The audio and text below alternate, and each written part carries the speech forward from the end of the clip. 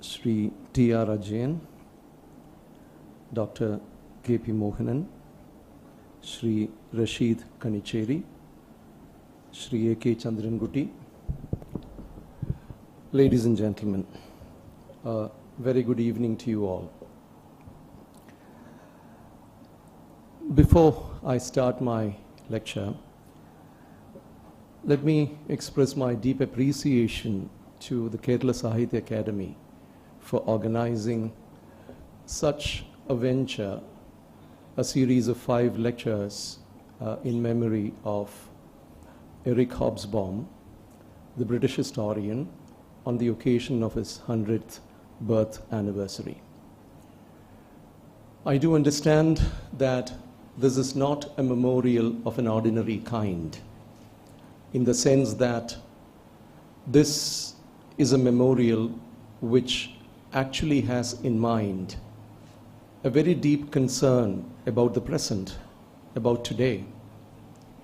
And Hobsbawm appears before us not merely as a historical figure, not merely as a historian, not even merely as a Marxist, but as someone who has something to say to us which is extremely relevant at this point of time.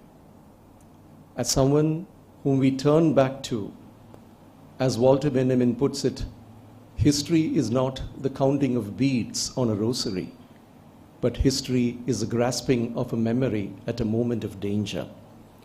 And at this moment of danger, where we stand confronted with the greatest of perils that a democratic nation can ever envisage or ever face, we turn to Hobsbawm in the hope that there may be something that he can tell us. There may be something that he can show us. There may be some way out of this quandary which Eric Hobsbawm and people like him will be able to offer us. I also express my appreciation to the Academy for having given me this rare privilege of delivering this 4th commemorative lecture. I understand that the people who spoke before me are illustrious, distinguished people. I hope that I will be able to rise up to the expectations of the organizers of the series. Coming back to Hobsbawm, as has already been indicated, Hobsbawm is a historian, a Marxist historian. And when we refer to Hobsbawm, we are also referring to a particular turn in history and in historiography. A turn in history in the sense that it was practically the inauguration of a new kind of history that we saw in Britain at that time. Hobsbawm, along with his fellow historian and compatriot, E.P. Thompson, wrote a very different kind of history from the histories which went before. If the histories of the historians before them were histories of dynasties, of monarchies, of kings and queens, of political machinations at the highest level, of marriages between royal dynasties and royal families, etc., etc., Hobsbawm and E.P. Thompson turned the wheel to actually write histories of people. E.P. Thompson's famous work, phenomenal work, I should say, The Making of the English Working Classes, is a point, in the sense that for the first time, this was a history not written from above, but history written from below. A history of the common people, of the laboring classes, of the people who actually created the wealth through their bodies, through their labor, the wealth upon which the British Empire, the British nation was constructed. A history of tragedy, a history of sorrow, a history of pain, a history of oppression, all written in the language of social formations and social processes, which till that point of time was probably never the diet of historians. Eric Hobsbawm also continued with that same vein, or one should say, strengthened that vein in order to look at history not in terms of mere incidents or episodes, not in terms of particular personages or people, but in terms of larger processes that actually worked within the structures of history, as part of what one would call the phenomenal working out of certain patterns within the history of nations. The famous works that most of you would probably be aware of Eric Hobsbawm, The Age of Revolution, The Age of Capital, The Age of Empire, and of course, much later, about the 20th century, The Age of Extremes. All of them present a view of history which is seen in terms of macro phenomena, in terms of certain salient features, certain salient structures which are at work within the historical process itself.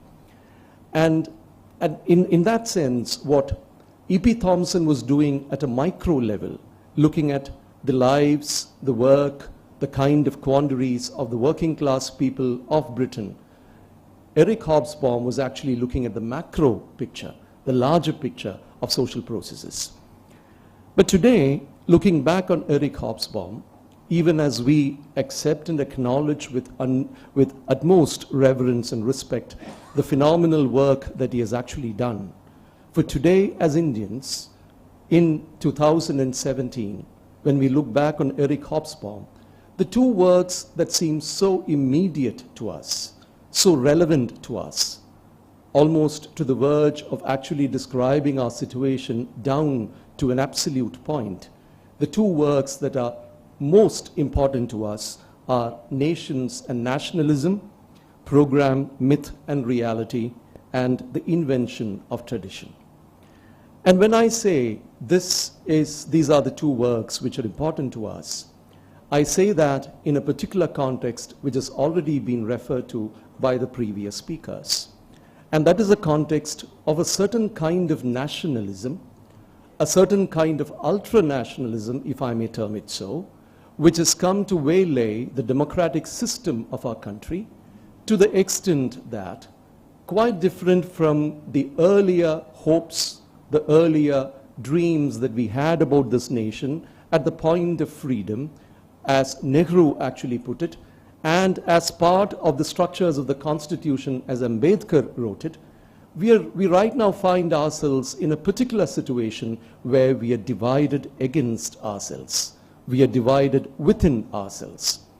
And this division is not the creation of the people at large, but it's a division which is created by the state itself, by the ideology of the state, the ideology of that particular denomination which is actually holding power at the center. In other words, ladies and gentlemen, we are at the threshold of fascism, if not already within that.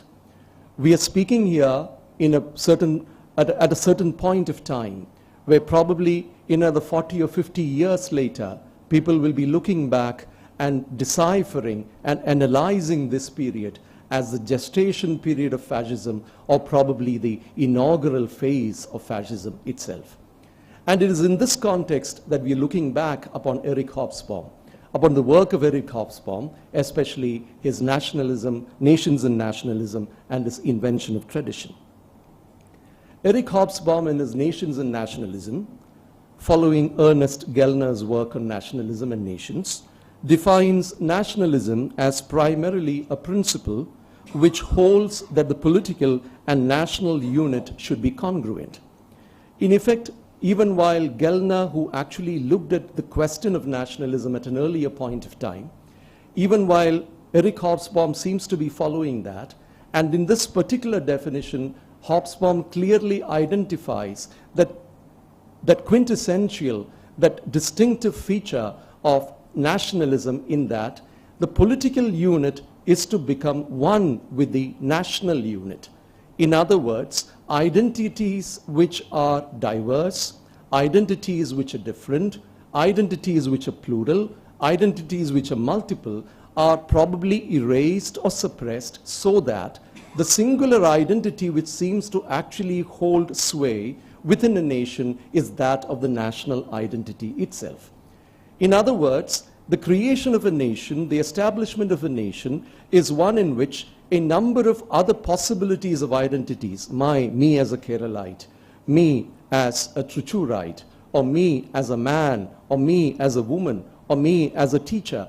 All these other identities are subsumed, are made to be subsidiary to the larger macro identity of the nation itself, of being a national, of being an Indian national, and where, effectively speaking, the political discourse and the national discourse are brought together to such an extent that they seem to be one. At the same time, Eric Hobsbawm also says in that work that nations are not natural. The immediate idea that a lot of nations always seem to put forward is that nations are natural. We've always had an India. We've always had a Britain. We've always had a France. In each of these countries, this is a kind of peroration that you usually find. But Hobsbawm takes pains to actually make it clear that nations are not natural, but that they are constructions, and that too modern constructions which have come up at a particular juncture of history, especially in the aftermath of Enlightenment and modernity, and that they are not unchanging social entities. In other words, what Hobsbawm tries to indicate here is that if we attempt to speak of nations as a singular entity, the British nation in the 1920s and the British nation in the 2020s, if you think that they are one nation, you're probably mistaken. Nations change, nations evolve, nations transform. In some instances, it is quite possible that nations can be so radically defined in order that they become quite opposite to what they were before, the kind of process that we are probably going through at this point of time. Nations are changing entities, they're constructions. But probably a major departure in the case of Eric Hobsbawm from the earlier work of Gellner or similar kinds of writers is a particular kind of focus upon what he calls as a process of nationalism. He says that nations have traditionally been understood as top-down constructions, where the state, the government, the structures of legal systems, etc., all these create nations, and the rest of the people, or that is how the nation itself is constructed through these establishments, institutions, structures, etc. But he says, what he argues, quite different to Ernest Gellner, is that they must be looked at from the bottom up, not from top down. Because according to Hobsbawm, the ideologies of the state need not necessarily be the guides of how people feel. Take the current instance, for example. How do the people actually feel on the ground? Even when the state and different kinds of institutions, different kinds of vigilante groups are trying to define this nation as a Hindu nation, as a Hindutva nation with specific properties, how do the people on the ground, people like us, people in different parts of the country, how do they actually feel? Does this identity of India being a Hindu nation gel with, correspond with the number of other identities that we are all part of? I, as a Keralite, as I said before, or the other identities of which I'm a part of, do all these different identities gel with, connect with, correspond with, in harmony with this particular identity that is being handed down from above? According to Hobsbawm, that is not possible. There may be correspondences or degrees of correspondences, but a one-to-one identification of the people with the ideology of the state is an impossible dream, and that is where there is a possibility of resistance, the possibility of difference on the part of the people trying to create ruptures within the ideology and the practice of the state itself. That is where as Marxism comes in.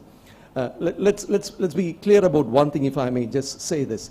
Eric Hobsbawm was not a classical Marxist in that sense. Eric Hobsbawm was a very divergent Marxist. Eric Hobsbawm was quite inventive about his Marxism, as in the case of a number of other creative people that you find in the Marxist circles of the West, especially the Frankfurt School and E.P. Thompson or Eagleton. There is a kind of attempt to modulate Marxism to actually confront the realities of the time instead of going back and resting assured on the veracity of the original so-called Marxism. And that's exactly why, as has been mentioned here, Hobsbawm has sometimes been alleged of revisionism, but Hobsbawm, as Lukács might say, would rather say that I was always right, the party may have gone wrong, and whenever the party gets it right, they accept me, and whenever the party doesn't get it right, they probably reject me. So his Marxism is a particular kind of Marxism which is not purely theoretical, which is not purely based upon the classical works itself, but which looks for the possibility of people's participation, looks for the possibility of intervention in the particular situation that is present at that moment of time. So that's the first thing. The second thing that he says about nationalism is that one cannot assume that most people place national identity above other identities. Even when there are different kinds of identities at play within an individual or within a society, it is not as if the national identity is most important. It is not as if the national identity is supreme in the minds of every person. Now, this is part of the whole identity thinking process itself, where what I am, what my identity is not something that is predetermined. It depends on the kind of context in which I'm working. In a classroom where I teach and I'm in front of students, I become a teacher. But in my home, when I'm with my wife, I'm not a teacher, I'm a husband. So whatever identity that I have is always defined and determined by the particular context, and it is always oppositional in the sense that it defines itself in terms of the other who is present in that room. In the presence of a woman, I become a man. In the presence of other men, I don't need to become a man because that kind of a definition is not clearly enunciated there. So the national identity is not an identity that is necessarily supreme. And the third thing he says is that national identification changes over time.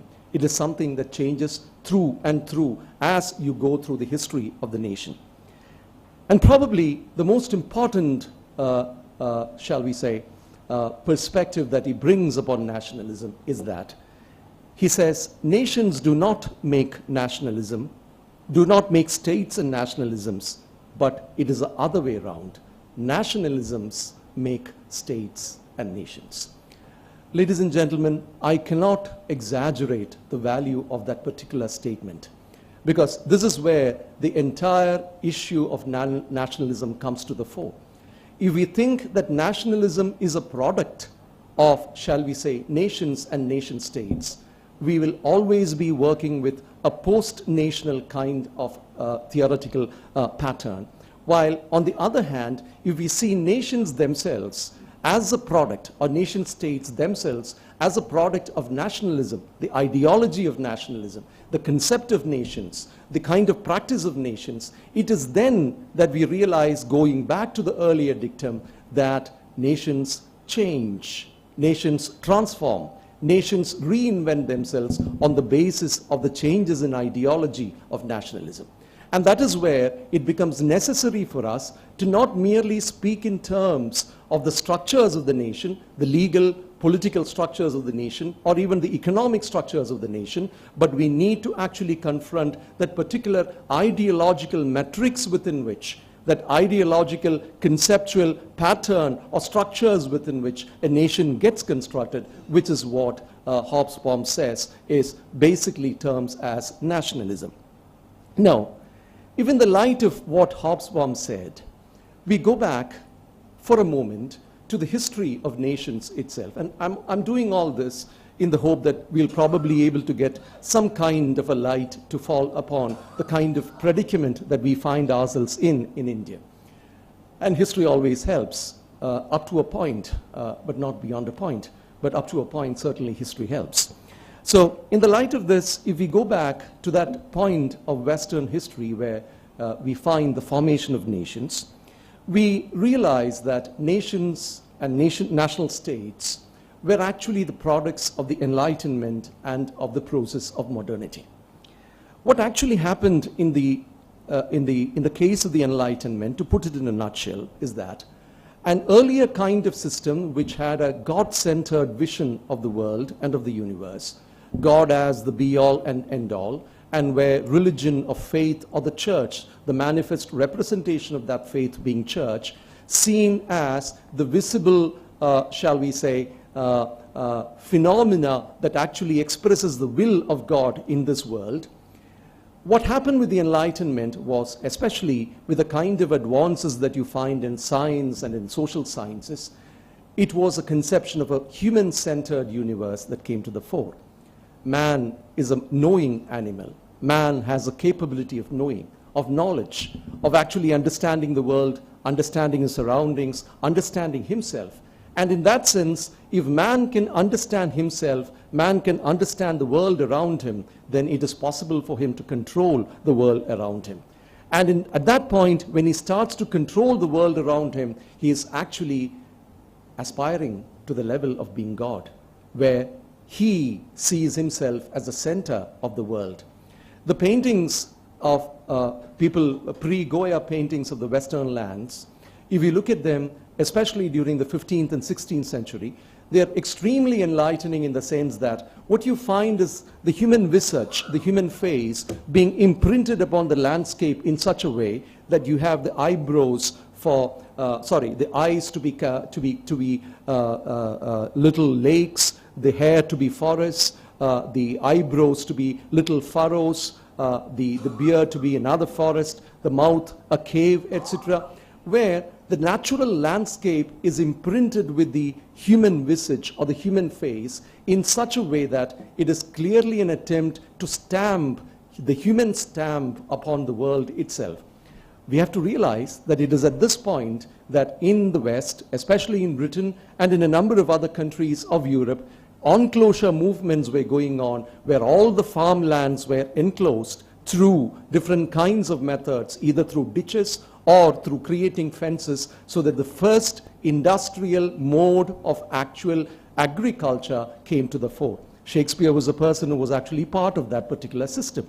What I'm trying to say here is that the Enlightenment, with its human-centered worldview, a man-centered worldview, and let me say very clearly that whenever I say human-centered in that context, please understand that it was not human, but more importantly man-centered. And when I say man, it was more importantly Western man-centered. And when I say Western man, it meant only a certain number of people who belong to certain classes in the Western population.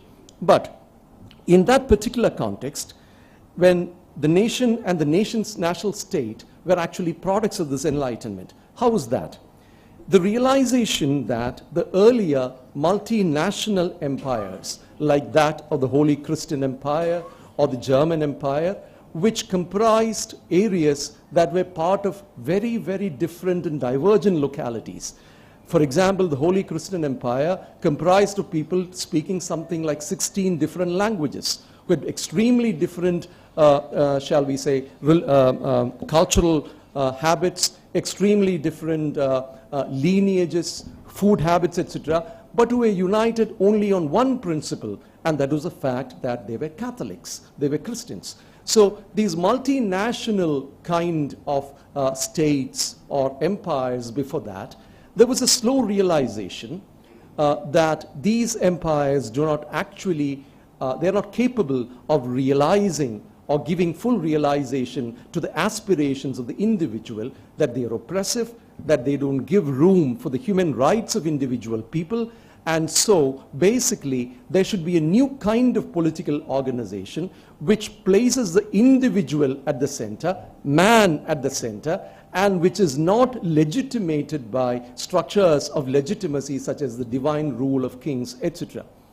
For example, if I may just go back, one of the major ideas that was prevalent during the pre-Enlightenment periods, especially justifying monarchy or the rule of kings, was a notion of the divine rule of kings, the divine right of kings, which meant that kings become kings not because they are appointed to be kings by the people, but kings become kings by virtue of their being appointed so by God himself. Any rebellion against a king is not merely a rebellion in this world. It is a rebellion, it is a resistance against the power of God himself. So the legitimation device that was employed by the empires or the monarchical system was one in which the aspirations, the rights of the common people, of the individual, was never given room.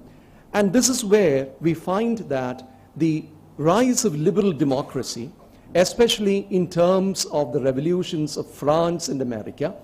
We see them, the famous slogans of equality, fraternity, sovereignty, etc. One thing that you probably have not given as much attention as one should is that particular slogan, sovereignty. Equality, fine. Equality among people, equality among individuals. Fraternity, connection among different people, without classes, without hierarchy. But sovereignty, sovereignty for whom? Sovereignty for the nation. The French and American revolutions, even while they were substantial, significant revolutions for the case of human freedom, for the case of individual freedom, they were also formative revolutions which actually constituted the nation state, the national state itself. And there, in that process, what you find is a marriage between liberal democracy and the national state itself. Thus, what we realize in this context is that the nation states go hand in hand with attempts to liberate the political authority and power from the legitimation devices such as God, dynasty, family name, heritage, tradition, etc., a release from monarchy, if one may call it so, and the establishment of structures which we right now identify to be democratic. Now there is a question here. If the power structure is not something that is decided, determined by God, who is to determine the power structure? Who is to determine who governs over the people? It is the people who should govern, who should determine that. This induction of democracy, the idea that we are to be governed by people whom we choose, that we are to be governed by people whom we elect, that we govern ourselves, where man becomes, or the human being comes to be the center not only of knowledge systems, but also of the systems of governance and power, was central to this motion, this motion from what was the earlier dynastic rule to the later kind of liberal democratic nation states. But the question comes here, a real question. If the king was the one who actually represented the nation before, so if you look at it, for example, in our epics, for instance, a person like Rama represents his country. In the Greek epics, Oedipus represents his country. He is a personification of the nation, if one would call it a nation. When a tragedy befalls Oedipus, it is not a personal tragedy, it is a tragedy of the state. It is a tragedy of the nation. When a tragedy befalls Henry VIII in the form of his inability to get a son, what results is that the entire country is taken out of the Catholic Church, they become Protestant so that he can marry again. The fate of a person, the fate of the king, is not merely the fate of that person alone, but the fate of that entire society, that entire community. He represents the state, he represents the country in terms of his body, in terms of his personage. So who represents the liberal democratic state? Who are the people who are anointed to actually represent the liberal democratic state? Those elected by the people. Those people who are elected by the people, given office to actually do that, and by virtue of the office that they have received in terms of this democratic process, they rule, and the systems that are enunciated within that structure will actually be the systems of legality, the systems of jurisprudence, the establishments of governmentality, etc., which are created by the people who are elected to actually be in government. I can't exaggerate this particular distinction, this movement from the legitimation of kings through divine rule to the legitimation of a governmental structure, of a power structure, through the imprimatur, if one would call it so, of the people, through the consent of the people, through the election of the people, which is central to the idea of democracy as well as that of the nation state. Now, if we have to step away a little bit and look at the kind of nation states that were formed at that point of time, we realize that these nation states were formed with four primary parameters. One is a common land. They share the common land, a land which is identified to be Spain or identified to be France. Look at the kind of problem that we had very recently, or not so recently, but still. Kanyakumari, does it belong to Kerala or Tamil Nadu? Kasaragod, does it belong to Kerala or Karnataka? So what is the identification that is associated with that particular place, whereby that land belongs to a people? In that sense, the land which is commonly shared by a particular community, a common land, to a common language, people sharing the same language. Spanish being spoken in Spain, German being spoken in Germany, French being spoken in France, etc. A common religion. They all share the same kind of religion. Spain was Catholic, Britain was Protestant. Germany was Catholic first, slowly changed into Protestantism. France was both, but finally, after a long run, turned into Protestantism at a much later stage. Fourth, a common culture and tradition. When I speak of a common culture and tradition, I'm indicating not the artifacts of culture. I'm not speaking of huge writings in literature. I'm speaking of the common cultural patterns that people are part of. Food habits, for instance. Dress habits, for instance. The kind of everyday activities that people are part of. So in this sense, these four things which are common, which are shared by a set of people or a large population of people, determined the nation. Through these four parameters, the nation distinguished itself as being different from other nations. This is very crucial here. There is an opposition, there is a differentiation, a distinction drawn on the basis of these four parameters, whereby Spain becomes different from France, or Spain becomes different from Germany, the way in which probably today we consider India to be different from Pakistan. Now, these are constructions, of course. So these are the four primary parameters by which a nation defines itself in terms of opposition, in terms of differentiation from the other nations which are adjacent to it or not adjacent to it, but whereby they distinguish themselves as a particular kind of nation. Now, ladies and gentlemen, this is exactly the problem. And this is where I'm getting into the actual, the thick of my lecture now. These very determinants, these parameters of the nation and the nation state hold within themselves the very seeds of that particular problem, of that particular later formation which came to waylay the nation state, which came to waylay the democratic process and lead into the kind of fascism that we are seeing right now. What are the problems? In insisting on commonality, a common land, a common language, a common religion, and a common culture and tradition, in insisting on this commonality, or what one would call shared phenomena, what it opens is that it opens a door for majoritarianism. What is absolutely essential to realize here is that it would be totally impossible for any nation to have a set of people who are common in all these respects 100%. It's only a majority who can probably share the same religion. It's only a majority who can probably share the same kind of language. Look at what is happening in Catalonia right now.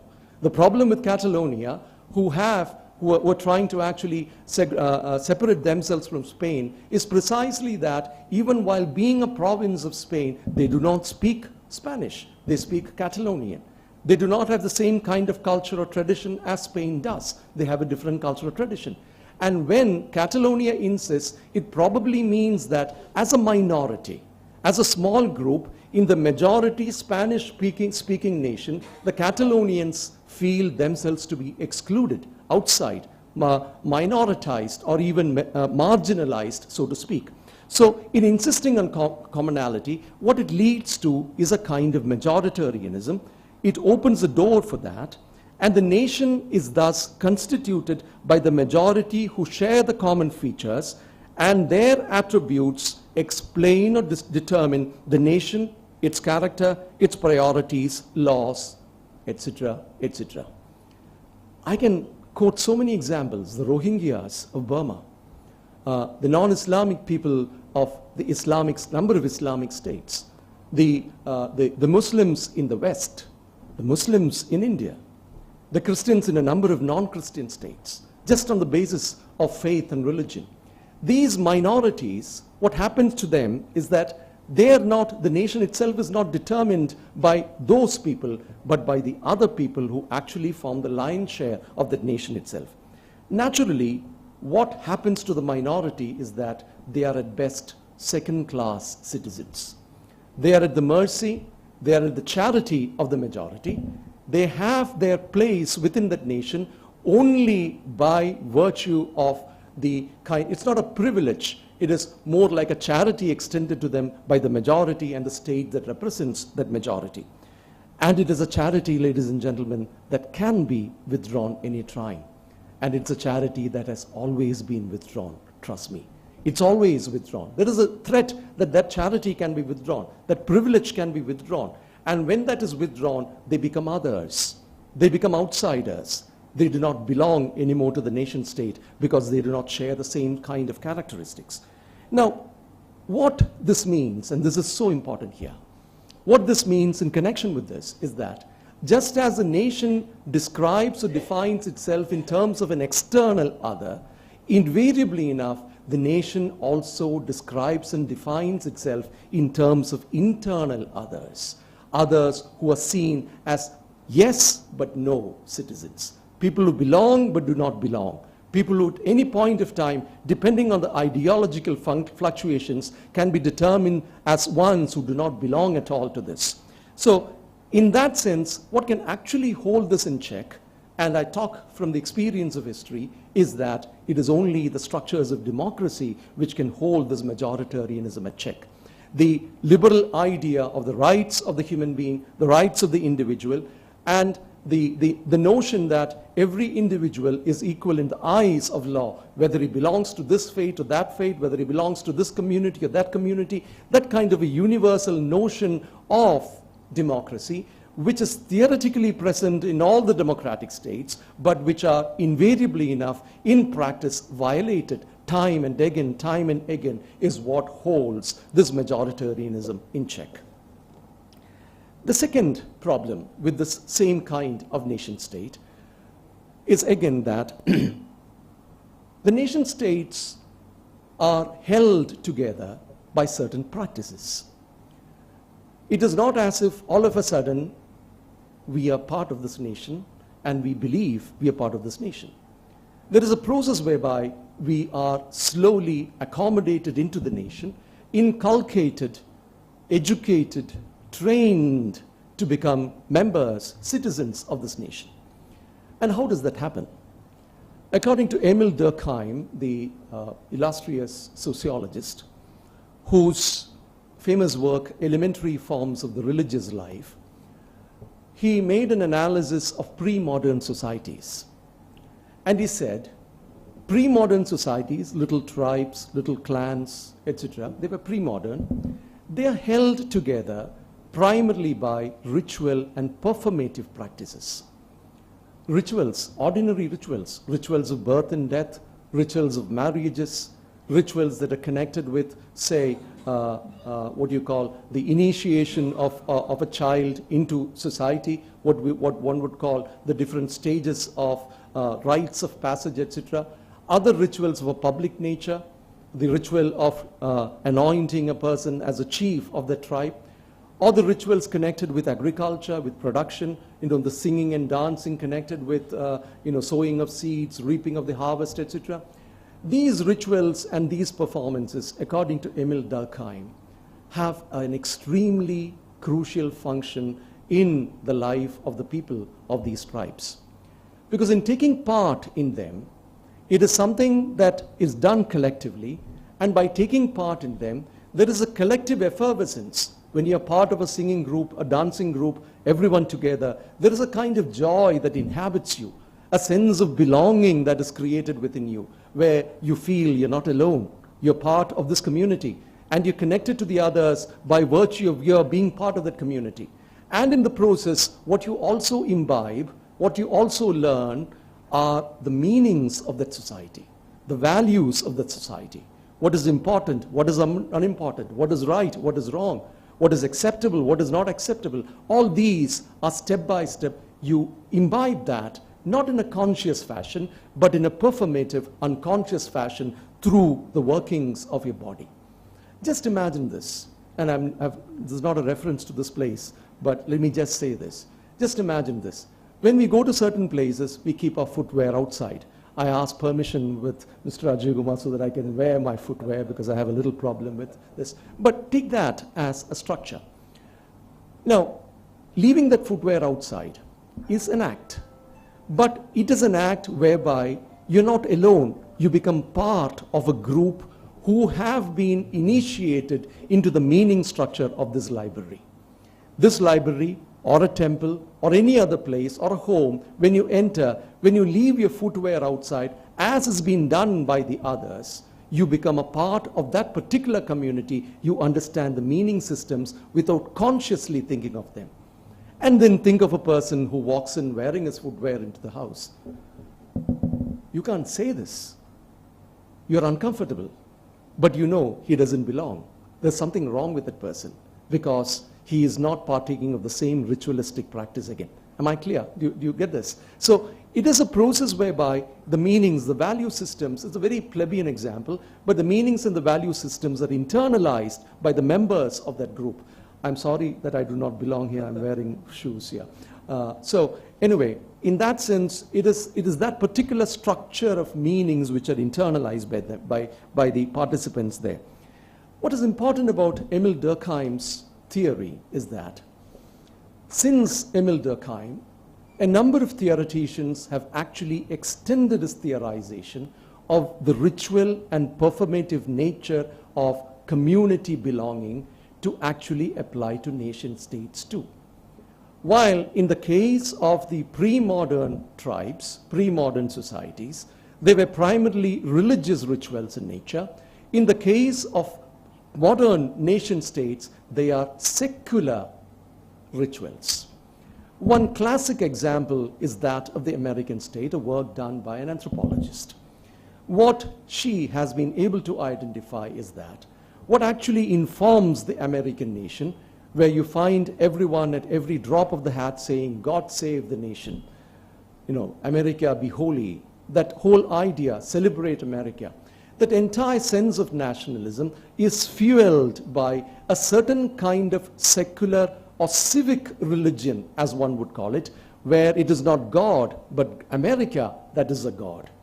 America is a God, where the flag becomes, the flag of the United States becomes the symbol of that religion, and the wars that America enters into, where all kinds of misinformation are provided to the internal population of the United States, where they are fighting for the American way of life, for freedom, for liberty, and for peace in this world. And as George Bush put it so succinctly, for civilization, when he was attacking the bed of civilization itself, the point where civilization started, Iraq in Baghdad.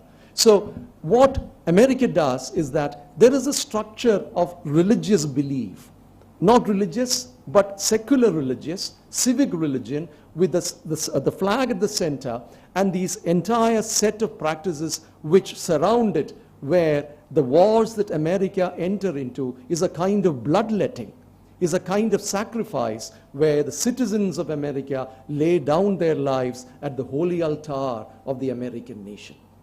Am I clear? American nation be lauded, be celebrated.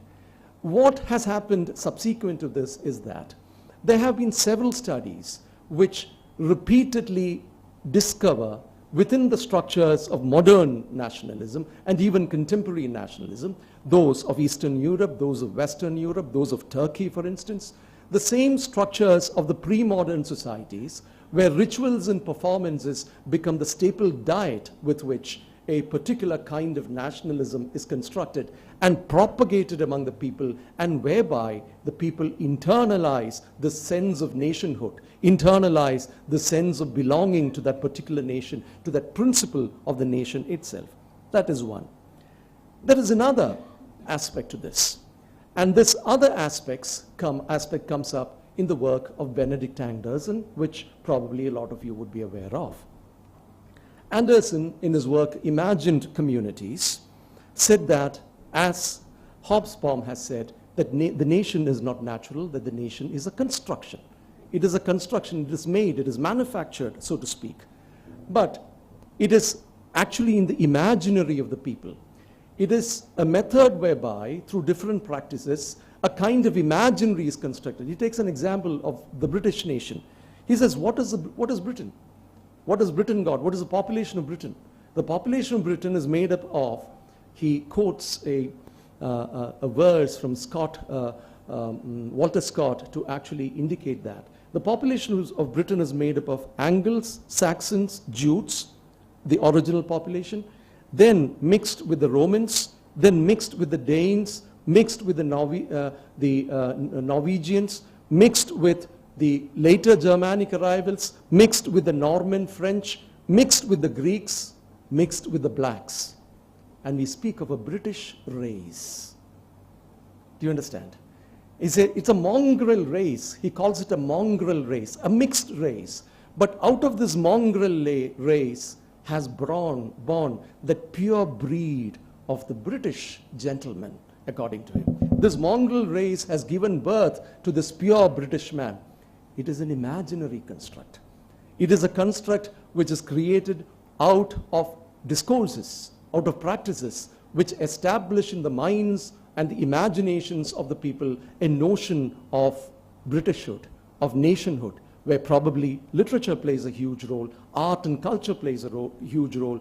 Shakespeare, for instance, is considered as a quintessential Britisher who represents the greatness of the British culture and British nation, etc., all of which goes into the glorification of the nation.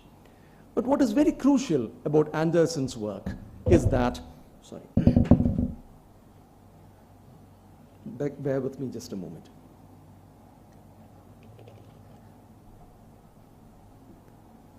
What is crucial about Anderson's work is that Anderson actually says that these practices which help or assist in the creation of an imagined nation are not probably huge spectacles like what Emile Durkheim spoke of in terms of rituals.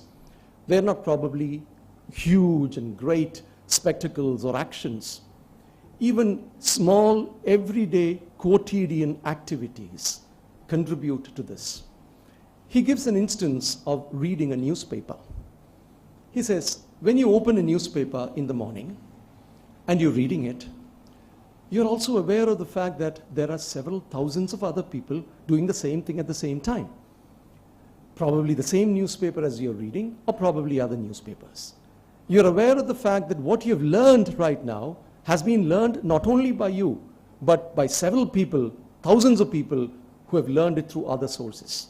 It is this newspaper, reading of newspaper as a ritual activity probably, which links these millions of people together, taking them up to a level where they have a commonality. They share a common imaginary. They share a common knowledge, whereby they become part of one particular community. These everyday activities.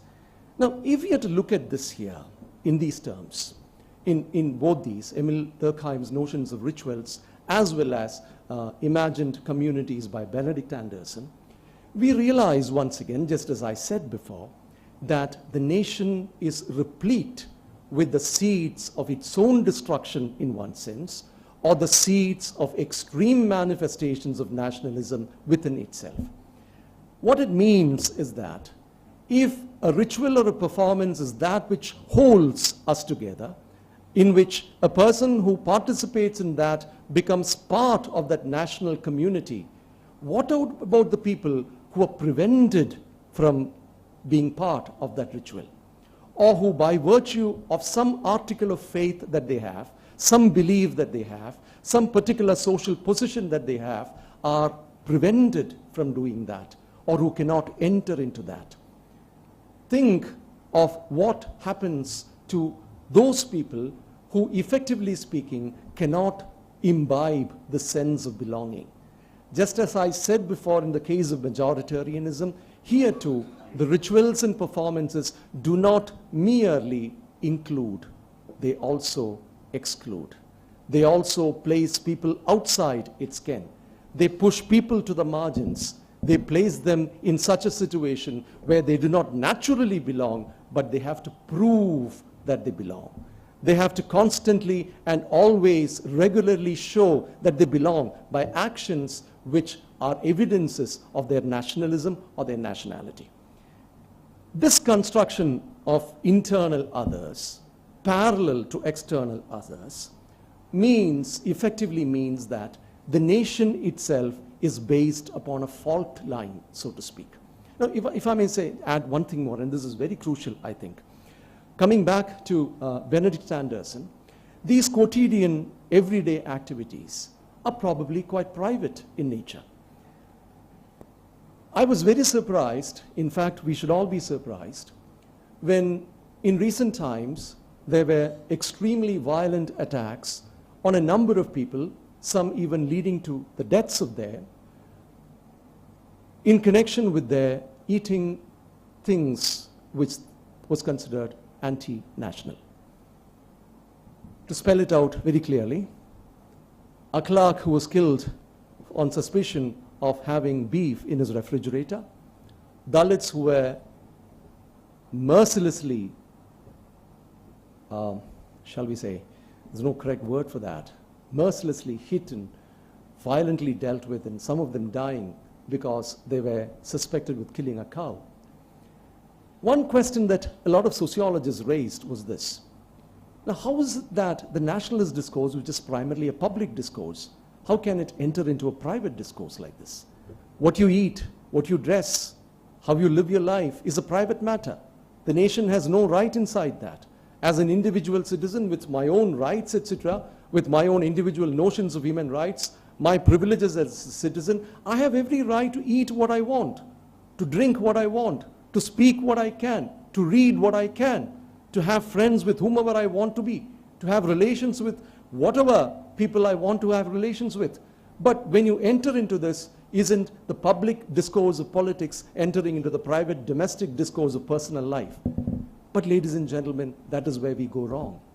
Nationalism does not distinguish between public and private lives, especially when it comes to ultranationalism, especially because such nationalisms are constructed on the basis of everyday activities, of customs, of traditions, of rituals of the everyday, of the kind of things that we do every day without even a second thought, things which you considered natural. As a non-vegetarian, I don't think twice about eating whatever non-vegetarian food I would like to eat. But what nationalism makes you do is to think that it is wrong. What nationalism makes you do is to make you feel threatened because you're eating beef or chicken or whatever. What nationalism does, and that is how nationalism works, that is how ultranationalism works, is by entering into every little interstice of your personal life, invading it, conquering it in such a way that you become slave either out of loyalty or out of fear to the denomination that is already present. This is why the public and private debate, the public and private division does not hold within nationalism anymore. Now, when you come on the basis of this, in the notion of this separate internal other, I come to the Indian nation now, and this is where, I hope I have enough time. Yeah, this is where we come to the actual context here. The formation of the Indian nation was a contradiction of sorts, to put it simply. Because it is impossible to form an Indian nation on the same basis as Western nations were. We do not have a common land. We do not have a common language. We do not have a common religion. We do not have a common culture or tradition. We are so diverse. And that is why we had this notion of unity in diversity. Let that stay there for a moment. We are so diverse. We are so different. It's impossible. If at best one can say that if nations were to be formed, we are a conglomeration of different nations, so radically different people. But ladies and gentlemen, that is where the vision of this constitution, of Indian constitution, and the Nehruvian vision becomes extremely crucial here. The constitution does not clearly enunciate, in fact it enunciates to the opposite, any particular religion, any particular locality, any particular cultural tradition, any particular kind of, shall we say, language. What is enshrined in the Constitution is not homogeneity, but heterogeneity. And when Nehru spoke in his great speech, Tryst with Destiny, the midnight of August 14th, I should say, 1947, when he made that speech, if you go through the text of that speech, it becomes very clear. The right to become a citizen of India is not a right by birth, is not a right because it's a particular land. It's not a right by birth. It's not a right by virtue of your belonging to any particular religion or faith. It's not a right by virtue of your speaking any particular language or belonging to any cultural stream. Your right to become an Indian citizen is that you're a human being, ladies and gentlemen. It is a nation which was open to humanity at large. Anyone in this world, man, woman, or child, black, white, or brown, yellow, whatever, any person, male, female, or transgender, any person in this world could become, ideally speaking, theoretically speaking, become a citizen of India. It was a multinational nation. It was a multiple nation, a plural nation, a nation which held its doors open to every human being in this world. Ladies and gentlemen, it was as much an Ambedkarite vision as it was a Nehruvian vision. But yes, you may probably object by saying that, was that what actually happened in practice? Was that what happened in Hyderabad?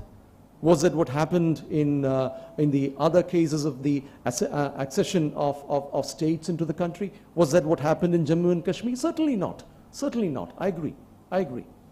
There is quite a huge gap between the lip and the cup. There's a big slip between the lip and the cup. But let us remind ourselves that despite the falterings, despite the missteps, despite the obvious and manifest problems that were found in practice, in theory, ideally, the Indian nation conceived of itself as one for the entirety of humanity. Nehru says that narrow divisions are no longer possible. Differentiations are no longer possible. It is not possible for us to set man against man. And so that is why any person who was born as a human being has a place here. And he refers to the father of nations, Gandhi's statement that the purpose of this nation is to wipe the tear of every eye that is undergoing pain. Imagine that kind of a nation. Now, what has happened in terms of the present is that from that heterogeneous, pluralistic, multinational, multifarious nation, what has been happening in the last few years, and I'm not entirely right, I shall come back to that, but especially in the last few years, is an attempt to redefine this nation from being a heterogeneous one to a homogeneous, unitarian one based on the majoritarian principle of Hindu cultural nationalism. That is what has been happening here. And when that is happening, let us remember for a moment that the proponents of this particular ideology, when we tell them, when we are accused of anti-nationalism or others are accused of anti-nationalism, and we come back with a repartee saying that, but what about you? What did you do during the colonial struggle? What were your role during the colonial struggle? Didn't you apologize to the British masters? Savarkar did. Wrote 2-3 letters of apology asking that he be released from jail, from custody in jail, and reassuring the colonial authorities that for the rest of his life he shall not murmur a single word in opposition to the British Raj. So much for loyalty, so much for patriotism, let us say. But when we say that aren't you the people who are not loyal to the nation, we are getting it wrong, ladies and gentlemen. Because the nation that these people are speaking of is not the nation that Nehru and Ambedkar established here. The nation that these people are speaking of, which they were attempting to create in the same lines as Italy and Germany. It is no twist of history, it is no quirk of history that Mounier and Savarkar actually went to Italy and to Germany to study the patterns of the father state. They came back with the notion of how it is to construct a Hindu nation. This is an attempt which started in the 1920s. It's nearly 100 years, a century-old agenda, slowly, insidiously working its way through the Indian political fabric till we have reached a point where they have the power to actually institute that within the entire fabric of the Indian nation. So what they have done, what they're attempting to do right now, is to replace that heterogeneous, pluralistic nation with a homogeneous, unitary, majoritarian nation based on Hindu cultural nationalism. And this is where we see two primary methods by which they're doing this. One, as the famous theoretician of ultranationalism, Roger Griffin, has actually indicated, they are doing that through a system of palingenetic ultranationalism. Palin in Greek means again, genetic birth, rebirth.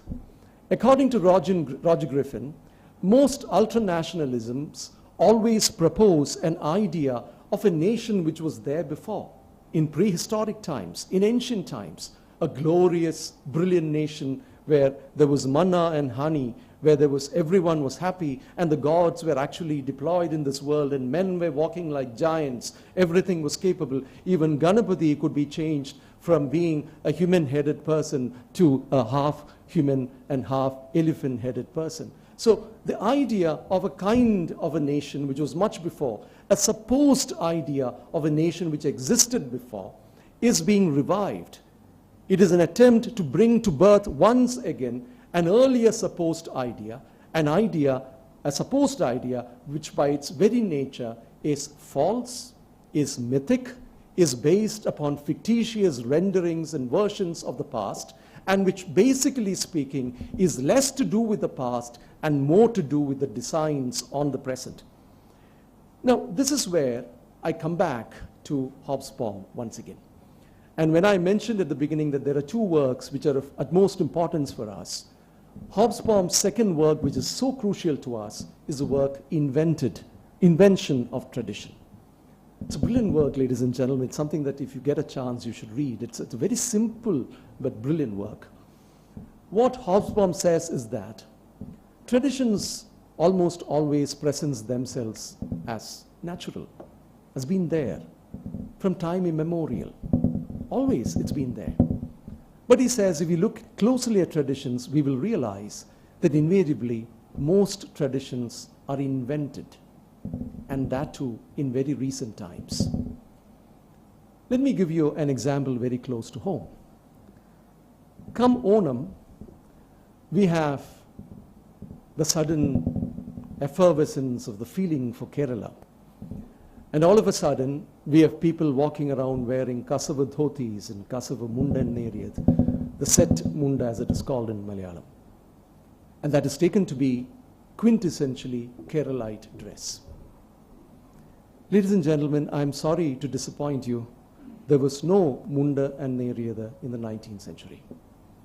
It's very simple. Such a dress code could have been possible. The creation, the manufacture of such a cloth is possible only in the context of an industrialized cloth mill. And such industrialized cloth mills came to be established in Kerala only by the 1920s, 30s. A quick reading of Huiqian would be enough to actually understand that history. And Huiqian wrote fictitious history, but it was quite to the mark. In fact, I would rather read Huiqian more than some of the historians around to get an idea of what kind of cultural and social history Kerala went through. The establishment of tile factories, the establishment of chitti companies, the establishment of cloth mills. It's a kind of industrial situation. And where those people who actually got appropriated into this idea of Kerala were actually the middle class and the upper middle class who had liberated or who had progressively were attempting to liberate themselves from the clutches of the earlier kind of feudal system where they were moving. Let me put it this way, they were the Madhavans of Indulekha who moved away from their own localities, took up employment in other places, probably in Chennai, in Bangalore, or in Singapore or Ceylon, as would be the case. And they were the ones who needed a sense of being a Keralite. And for them, the upper middle class, the employed class, was the creation of this particular kind of settlement, etc. I felt very sad when I saw a lot of people writing about the Onam and about these practices as Brahminic in nature. they're hardly Brahminic. They're far from Brahminic. They're actually quite bourgeois in nature. They're quite middle class. They're quite industrial in nature. But think of it. This invented tradition, which was invented hardly 80, 90 years back, has come to be associated with Kerala as if it is our marrow, bone marrow. It is part of our very body itself. What Hobsbawm says is that this is a case with a majority of traditions. They're invented traditions. And this is where we come to the kind of understanding of the practices of the Hindutva variety, where a false tradition, a tradition which probably got constructed only recently, take the case of vegetarianism, for instance. It is an absolute fact, a mere perusal of some of the texts, the epics, for instance, in the Uttaraganda of Ramayana, which we understand was written much later. There is a particular passage in which Janaka is actually, there are so many such passages, I'm just giving one example, where Janaka on a visit to Valmiki's ashrama, and the ashrama, people in the ashrama are trying to get ready to receive this most honored guest. And the one major part of that feast that was being prepared was the meat of the cow roasted in sesame oil. It's in the Uttaraganda for everyone to read. Now, when did this happen?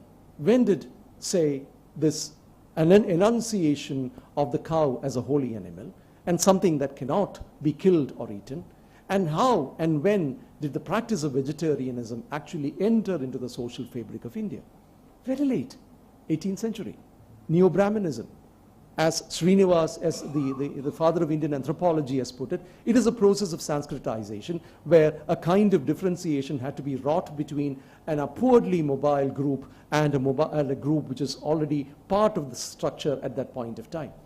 And vegetarianism, and such upwardly mobile groups distinguish themselves, define themselves as different by sacrificing, giving up something that the others eat. And so then, oh, we don't eat that. Levi-Strauss has said there are only two primary things in civilization. Who do you eat with? Who do you sleep with? This is what anthropology is all about. Who do you eat with? Who do you sleep with? Think of caste. Simple. That's all there is to human civilization, for that matter.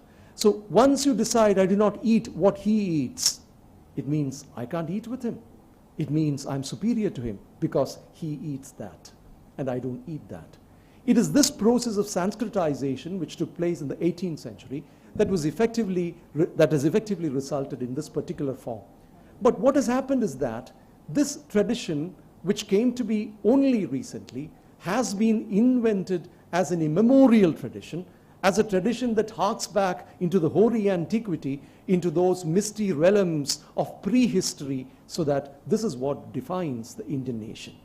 But what is to be realized here is that in such inventions of tradition, what really happens is not merely the invention of a tradition, but a process through which, a particular kind of system through which certain kinds of people are excluded from the national community by virtue of the fact that they are not part of the tradition.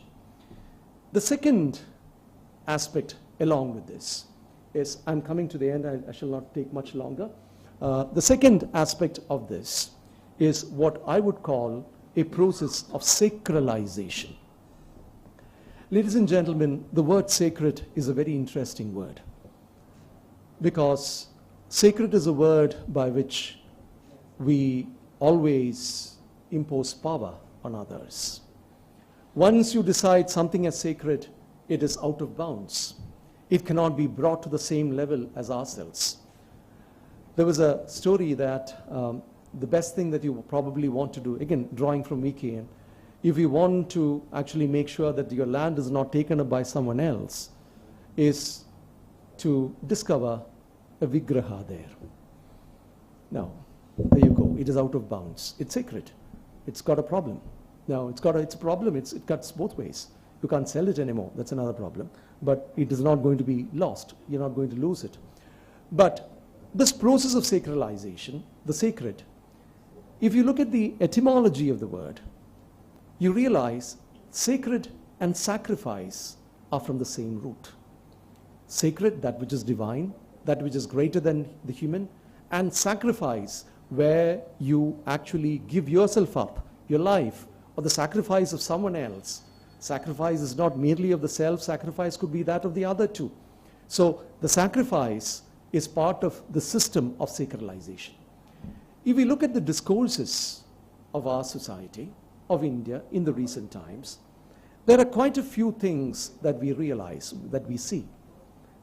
Swachh Bharat, for instance, the yoga systems, for instance, the most kind request to all of you to give up your gas subsidies, for instance. Why are you doing this? You're sacrificing this for the nation. And by sacrificing this for the nation, you are getting a satisfaction. Oh, yes, I've given something up for the sake of this nation. I am part of the sacred community, which has its roots running back to the hallowed times of yesteryears. This system of sacralization, where cleanliness, which should be a domestic virtue taught at the very basic levels, becomes a national agenda of a nation, where a system which is primarily a system of physical culture is turned into a national virtue again, or national practice, where you have these obese 65-year-olds with large paunches trying to stand on one leg and making a fool of themselves, while you have this 56 or 65-inched chest man showing himself as rolling around on a carpet. Pathetic, to say the least, but that is how the Indian Hindu nation is getting constructed. But again, there is another question that comes up. And the question that comes up again here is, who represents the nation? That question that came up at the earlier part of my lecture, and then came up again later in terms of liberal democracy, and here again, who represents the nation?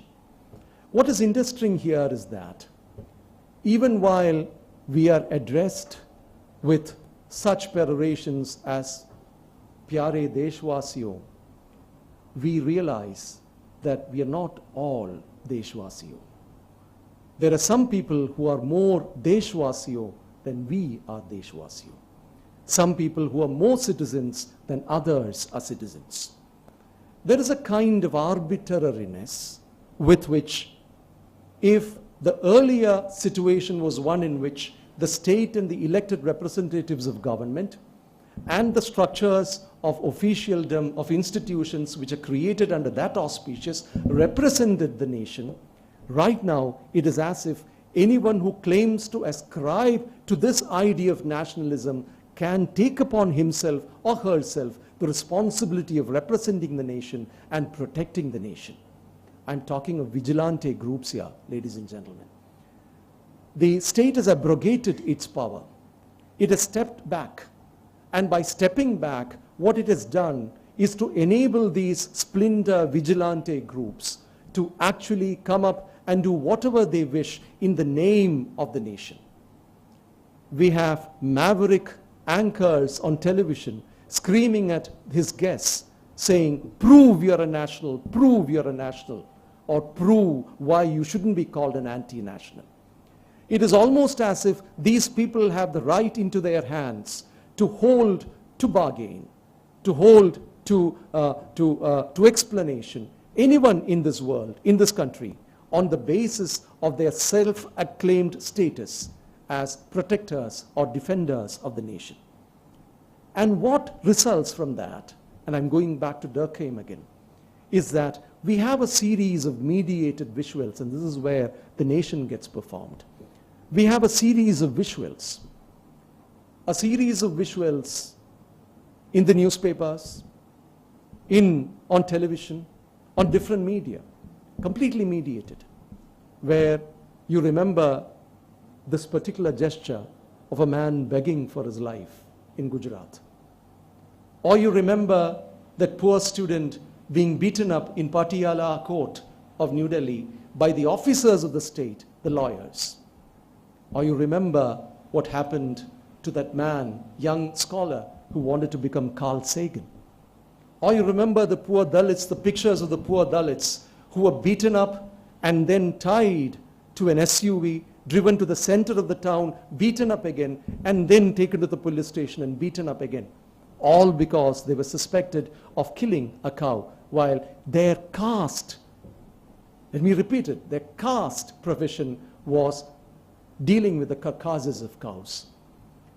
What happens in all these performances, ladies and gentlemen? What it creates is a sense of what is national and what is anti-national, is a sense of who belongs and who doesn't belong, is a sense of belonging which is actually inculcated at the point of a sword or at the point of a gun. I've been mentioned Kalburgi or Gauri Lankesh, where again it's a performative nation, a nation whose performance is actually where it happens in any part of the country. It's a performance not for the sake of that particular event alone. It's a performance for the sake of the entire populace. A performance that is consumed by the entire population, so much so that the population gets inculcated slowly, willy-nilly, willing or otherwise, into the structure, into this culture of fear. I shall not say further. That is where we are. And what can we do? That's not for me to answer. I'm not a man who comes up with cooking recipes.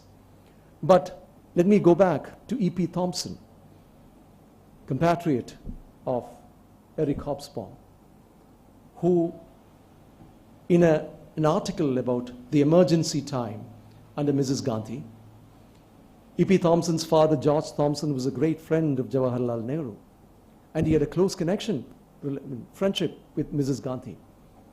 But on seeing what happened during the emergency, it was E.P. Thompson who first reported the fact in that huge rally immediately after elections were declared in Delhi. A very, very curious thing happened. It was E.P. Thompson who first reported that in the Guardian newspaper. Not a single reporter, not a single newspaper, not a single media in India actually reported that. What happened there was phenomenal, ladies and gentlemen. The meeting started. There were thousands upon thousands of people in the audience. When Mrs. Gandhi stood up to speak, slowly, steadily, everyone in the audience turned their backs to her. They turned their backs to her. And that is what E.P. Thompson wrote as a title of his essay. Mrs. Gandhi, shall we turn our backs to you? Ladies and gentlemen, it's time that we turned our backs to this dispensation. Thank you very much.